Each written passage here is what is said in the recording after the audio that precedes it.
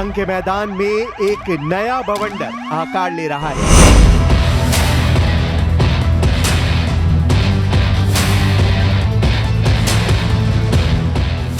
एक ऐसा बारूदी बवंडर जो पूरे यूरोप को तहस नहस कर सकता है।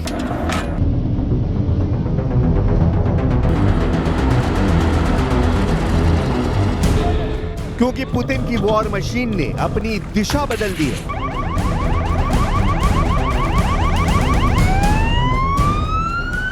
पोलैंड की सेना ने आधिकारिक तौर पर ऐलान किया है कि उसके आसमान में रूसी ड्रोन बार बार घुसपैठ कर रहे हैं।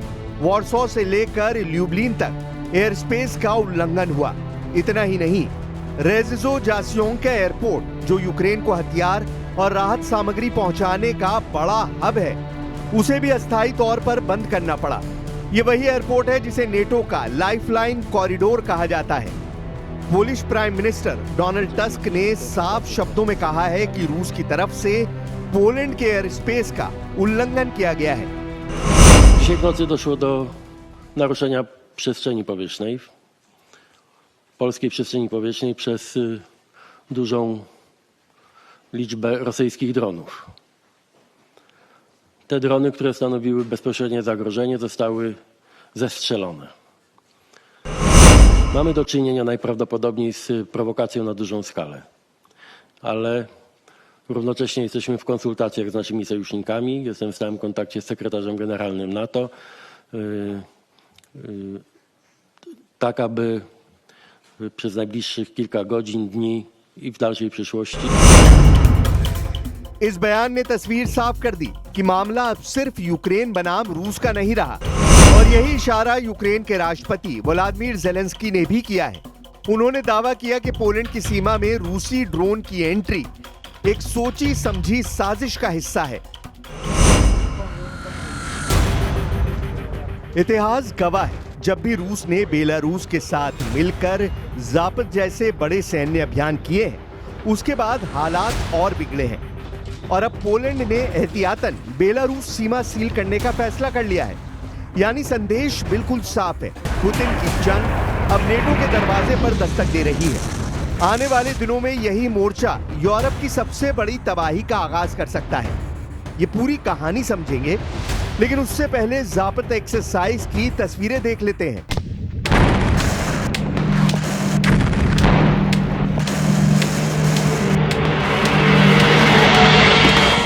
ज़ापद यानी रूसी भाषा में पश्चिम, लेकिन इस नाम के पीछे छिपा है क्रेमलिन की पूरी वॉर स्ट्रैटेजी। हर 4 साल में रूस और बेलारूस मिलकर ये मेगा ड्रिल करते हैं और हमेशा नेटो की सीमाओं के ठीक सामने। पिछले ज़ापद अभ्यास में रूस ने 2 लाख से ज्यादा सैनिक, हजारों टैंक, लंबी दूरी की मिसाइलें और लड़ाकू विमान तैनात किए थे। नकली दुश्मन के नाम पर पूरा पश्चिम यूरोप उनकी वॉर गेमिंग का हिस्सा बना दिया गया था। 16 सितंबर तक चलने वाले इस सैन्य अभियान की तैयारी पहले से ज्यादा बड़ी है और हाईटेक है। ज़ापद 2025 की तैयारियों को देखकर नेटो की टेंशन बढ़ गई है। The North Atlantic Council met this morning and discussed the situation in light of Poland's request for consultations under Article 4 of the Washington Treaty. Allies expressed solidarity with Poland and denounced Russia's reckless behavior. A full assessment of the incident is ongoing.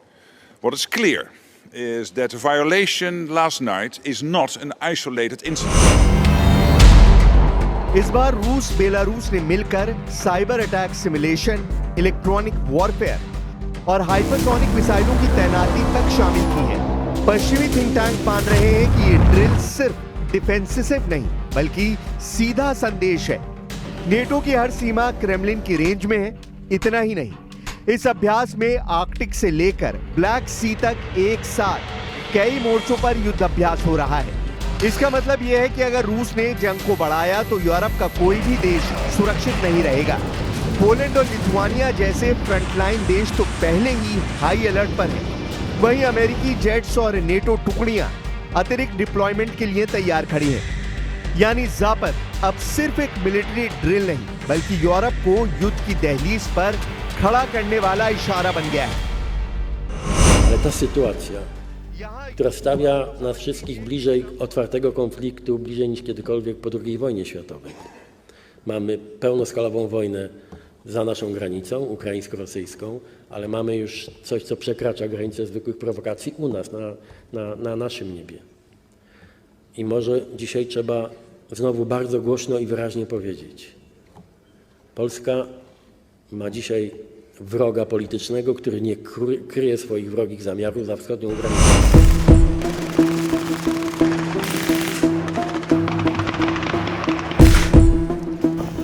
Experts मानते हैं कि ज़ापत सिर्फ अभ्यास नहीं बल्कि अगली जंग का ब्लूप्रिंट होता है। 2008 में जॉर्जिया पर हमला और 2014 में क्राइमिया पर कब्जा, दोनों से पहले रूस ने इसी तरह की ड्रिल्स की थी। आज पोलैंड का डर बिल्कुल वही है। ज़ापत 2025 की आड़ में रूस अपनी सेना को नेटो की सीमा तक ले आया है और अगर हालात बेकाबू हुए तो यही अभ्यास पूरे यूरोप में जंग की चिंगारी सुलगा सकता है, क्योंकि यूरोप की सरहदों पर धमाकों की गूंज पहले से तेज होती जा रही है। रूस की वॉर मशीन अब सिर्फ सैनिकों और टैंकों तक सीमित नहीं रही। ज़ापत 2025 में जो तस्वीरें सामने आ रही हैं वो सीधे सीधे मिसाइलों और ड्रोन की बरसात का ट्रेलर है। मॉस्को ने इस बार ज़ापत की छतरी के नीचे अपने सबसे घातक हथियार उतार दिए हैं। आर्कटिक के बर्फीले ठिकानों से लेकर ब्लैक सी के ठिकानों तक रूस ने इस्कंदर-M टैक्टिकल मिसाइलों की तैनाती की है। ये वही मिसाइलें हैं जो मिनटों में किसी भी नेटो ठिकाने को खाक कर सकती हैं। इतना ही नहीं, रिपोर्ट्स कहती हैं कि पहली बार रूस ने किंजल हाइपरसोनिक मिसाइल को ज़ापत की डेमो में शामिल किया है, यानी वो हथियार जो ध्वनि की रफ्तार से 10 गुना तेज चलकर रडार को चीर देते हैं। हवा में मंडराते ड्रोन भी अब युद्ध के असली चेहरे बन गए हैं।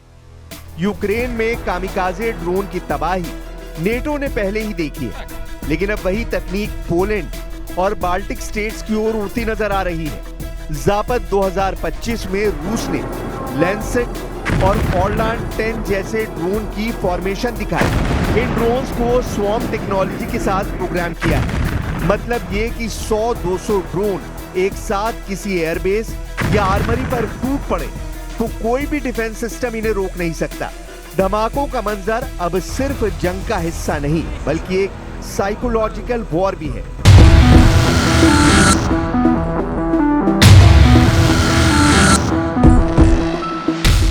ज़ापत की ग्राउंड फुटेज में रूस ने बंकर बस्टर बमों से लेकर मल्टीपल रॉकेट लॉन्चर तक का इस्तेमाल किया है।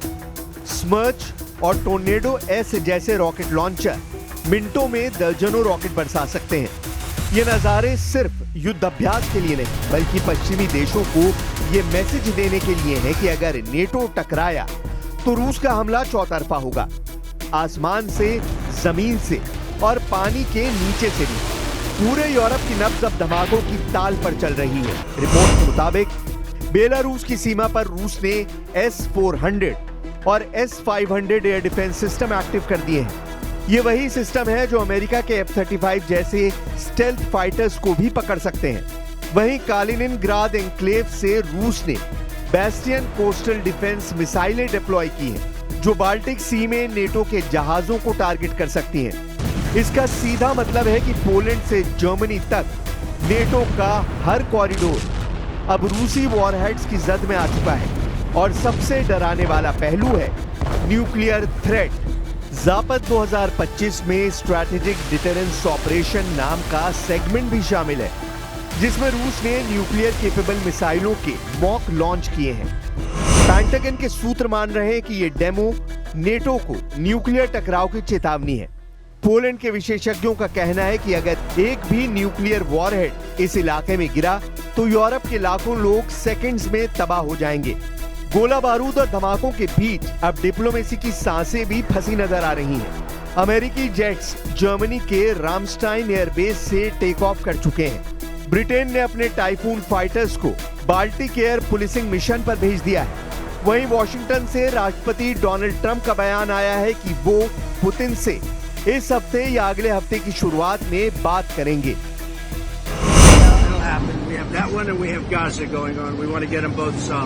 ended. यानी धमाकों की गूंज के बीच अब दुनिया की नजर इस मुलाकात पर है। लेकिन हैरानी इस बात को लेकर है कि जब पोलैंड में रूसी ड्रोन की घुसपैठ पर ट्रंप से सवाल किया गया तो उन्होंने इस सवाल को नजरअंदाज कर दिया। What about Russian drones getting into Polish airspace tonight? दूसरी तरफ नेटो की तैयारी भी कम नहीं। ब्रसल्स में हुई हालिया मीटिंग में फिनलैंड और पोलैंड ने खुलकर चेतावनी दी है कि अगर यूक्रेन हारा तो उनकी सीमाएं सीधे खतरे में होंगी।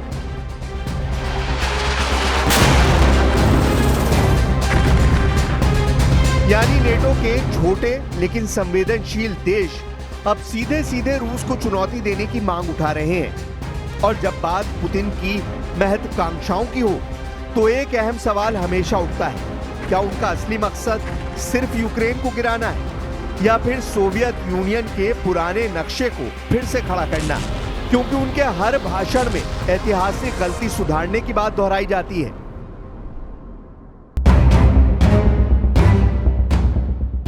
तस्वीर साफ है, यूक्रेन सिर्फ पहला पड़ाव है, मंजिल कहीं और है। अब जरा सोचिए, यूरोप की सीमाओं पर अगर यह जंग फैलती है तो असर सिर्फ टैंकों और मिसाइलों तक सीमित नहीं रहेगा। स्टॉक मार्केट से लेकर ग्लोबल ऑयल प्राइस तक हर सेक्टर इस आग की लपटों में झुलसेगा। पहले से ही जर्मनी और फ्रांस में महंगाई रिकॉर्ड स्तर पर पहुंच चुकी है। अगर ऊर्जा संकट और गहरा हुआ तो यूरोपीय जनता की नाराजगी सड़कों पर दिखेगी। यही वो मोमेंट है जहां पुतिन को बढ़त मिल सकती है, क्योंकि उनकी स्ट्रैटेजी सिर्फ युद्ध नहीं बल्कि मनोवैज्ञानिक दबाव भी है। अगर यूरोपीय जनता अपने नेताओं पर दबाव बनाएगी तो नेटो की एकजुटता खुद ब खुद टूट सकती है। ब्रिटिश इंटेलिजेंस की रिपोर्ट के मुताबिक रूस पहले से ही सोशल मीडिया प्लेटफॉर्म पर फेक न्यूज और डिसइंफॉर्मेशन कैंपेन चला रहा है। यानी यूरोप के भीतर से ही यूरोप को अस्थिर करने की कोशिशें शुरू हो चुकी हैं। तो सवाल यही, क्या ये सब मिलकर यूरोप को उस खाई की ओर धकेल रहे हैं जहां से वापसी नामुमकिन होगी, या फिर अमेरिका और नेटो अपने संयुक्त मोर्चे से रूस को रोक पाएंगे? इतिहास हमें यही बताता है कि हर बड़ी जंग पहले चेतावनी बनकर सामने आती है, और इस बार चेतावनी यूक्रेन की जलती हुई धरती से उठ रही है, जिसकी गूंज यूरोप तक सुनाई दे रही है। लेकिन इस पूरी जंग का सबसे बड़ा हथियार सिर्फ मिसाइल और ड्रोन नहीं है, असली बारूद है प्रतिबंधों की सियासत। अमेरिका ने रूस को दबाने के लिए जिस सेकेंड स्टेज सैंक्शंस का रास्ता चुना है उसे समझना बेहद जरूरी है। डोनाल्ड ट्रंप ने अपने नए फरमान से साफ कर दिया है कि रूस पर अब सिर्फ सीधी पाबंदियां नहीं लगेंगी, बल्कि जो भी देश रूस की मदद करेगा वो भी अमेरिका के शिकंजे में आएगा। इसे कहते हैं सेकेंडरी सैंक्शंस, यानी रूस के साथ बिजनेस करने वालों पर भी वही सजा जो रूस पर लगाई जा रही है। सोचिए इसका असर कितना बड़ा होगा। रूस से तेल खरीदने वाले, रूस से टेक्नोलॉजी लेने वाले, यहां तक कि उसके बैंकों से ट्रांजैक्शन करने वाले भी अब अमेरिकी रडार पर होंगे। यानी ये जंग रूस बनाम अमेरिका नहीं रहेगी, बल्कि रूस के साथ खड़े देशों बनाम अमेरिका और उसके सहयोगियों में बदल जाएगी। और यहाँ सबसे बड़ा सवाल उठता है, भारत जैसे देशों पर इसका असर कैसा होगा? भारत ने अब तक रूस से सस्ती कीमत पर कच्चा तेल खरीदा है, लेकिन अगर अमेरिका सेकेंडरी सैंक्शंस लागू हो गए तो भारतीय कंपनियों और बैंकों पर भी असर पड़ सकता है। भारत को अपने ऊर्जा सुरक्षा और रणनीतिक रिश्तों के बीच बेहद नाजुक संतुलन साधना होगा, क्योंकि अमेरिका की कोशिश साफ है, रूस की सप्लाई लाइन तोड़ना, उसे अकेला करना और उसके युद्ध के इंजन को ठप करना। लेकिन एक सच ये भी है कि रूस को कभी भी प्रतिबंधों से रोकना आसान नहीं रहा। 2014 में क्राइमिया पर कब्जे के बाद भी पुतिन पीछे नहीं हटे, बल्कि और मजबूत होकर लौटे। और आज भी जब रूस पर 15,000 से ज्यादा प्रतिबंध लागू हैं, तो उस वक्त भी रूस की वॉर मशीन और ज्यादा खतरनाक रूप ले चुकी है। असल डर यही है, पश्चिम की ये पाबंदियां कहीं रूस को और ज्यादा आक्रामक न बना दें, क्योंकि अगर पुतिन ने मान लिया कि अब खोने के लिए कुछ नहीं बचा, तो उनके कदम और भी खतरनाक हो सकते हैं। और यही वो मोड़ होगा जहां से यूरोप की सरहदें जलती हुई आग में बदल सकती हैं। और अब सोचिए जब आसमान से ड्रोन बरस रहे हों, जब मिसाइलें शहरों को राख में बदल रही हों, जब गोलाबारी की गूंज पूरी रात गूंजती रहे, तो वही माहौल पुतिन यूरोप की दहलीज पर भी लाना चाहते हैं। हर धमाका, हर धमक यूरोप को आगाह कर रही है कि ये सिर्फ यूक्रेन की लड़ाई नहीं, ये असल में पूरे महाद्वीप पर मंडराता हुआ बारूदी बादल है।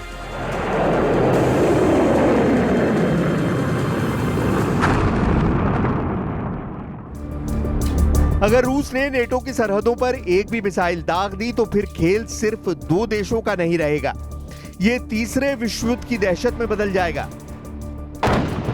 जरा सोचिए, ड्रोन का झुंड अगर पेरिस के आसमान में मंडराए, साइबर अटैक से अगर लंदन की बत्तियां बुझ जाएं, तो यूरोप का नक्शा किस तरह बदल जाएगा। और यही वो पल है जहां रूस सिर्फ बारूद से नहीं बल्कि डर से लड़ाई जीतना चाहता है। पुतिन का दांव साफ है। हर धमाका, हर मिसाइल, हर ड्रोन सिर्फ जमीन पर वार नहीं करता, बल्कि यूरोप की हिम्मत और उसकी एकजुटता को भी तोड़ने की कोशिश करता है। यानी खेल अब खुल चुका है। एक तरफ नेटो के बारूद के ढेर, दूसरी तरफ पुतिन की मिसाइलों का तूफान और बीच में फंसा हुआ यूरोप। सवाल अब यही है, क्या ये धमाके सिर्फ चेतावनी है या फिर असली महायुद्ध की शुरुआत?